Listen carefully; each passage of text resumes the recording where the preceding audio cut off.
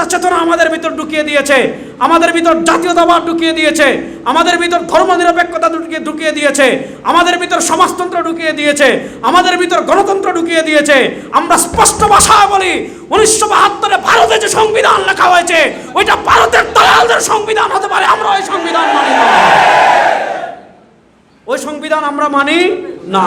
সহজ হিসাব, এই তিনটা মৌলিক যে চেতনা মুক্তিযুদ্ধের, সাম্য, মানবিক মর্যাদা, সামাজিক সুবিচার, 1971 সালের পর থেকে নিয়ে আমরা বিএনপিকে বাংলাদেশের ক্ষমতায় দেখেছি, আমরা জাতীয়তাবাদ, আমরা আওয়ামী লীগকে দেখেছি, আমরা জাতীয় পার্টিকে দেখেছি, ঘুরে ফিরে মধ্যখানে ফখরুদ্দিন একবার ছিল তত্ত্বাবধায়ক সরকার, এখন ডক্টর ইউনূসকে দেখছি।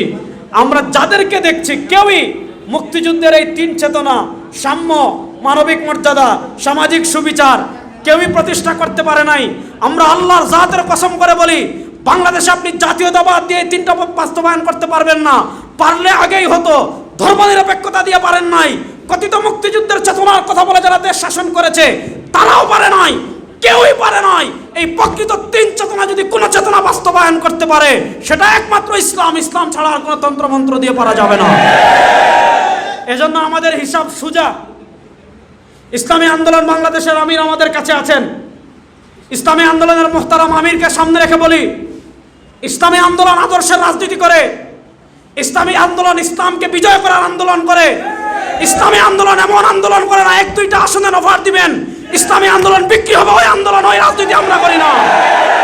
আমরা পীর সাহেব চরমনায়ের সামনে রেখে দীপ্ত শপথ করতে পারি, পীর সাহেব চরমনায় যদি ওই রাজনীতি করে 1-2টা আসনের জন্য ইসলামী আন্দোলনকে বিক্রি করে, ওই ইসলামী আন্দোলনের দরকার আমাদের নাই। ওই ইসলামী আন্দোলনের দরকার আমাদের নাই।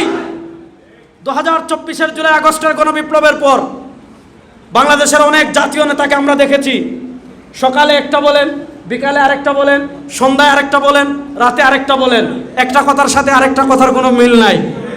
আবার অনেক নেতাদেরকে আমরা দেখেছি 2024-এর জুলাই আগস্টের পর নতুন করে বাংলাদেশে যারা খুনাখুনি করতেছে, মারার কাউরে পাচ্ছে না, নিজেদের 130 জনের মতো খুন করে ফেলেছে। নতুন করে বাংলাদেশে যারা খুনাখুনি তৈরি করছে, নতুন করে বাংলাদেশে যারা চাঁদাবাজি করছে, নতুন করে বাংলাদেশে যারা টেন্ডারবাজি করছে, নতুন করে বাংলাদেশে যারা দখলদারি করছে, নতুন করে বাংলাদেশে বগুড়ার ঘটনা দেখেছেন, বিয়ের প্রস্তাব দিয়েছে, মা বিয়ে দেয় নাই, এই বিয়ে না দেওয়ার অপরাধে বাপকে যারা পিটিয়ে হত্যা করেছে, ওই চাঁদাবাজ, ওই টেন্ডারবাজ, ওই দুর্নীতিবাজ, ওই দখলবাজরা যেই সুরে কথা বলে আমাদের একদল রাজনীতি দেখা যায় তাদের সাথেই কথা বলে। তারা বলে নির্বাচন হবে ডিসেম্বর, আমি সকালেও বললাম ডিসেম্বর, বিকেলেও বললাম ডিসেম্বর, রাতেও বললাম ডিসেম্বর, সন্ধ্যায় বললাম ডিসেম্বর।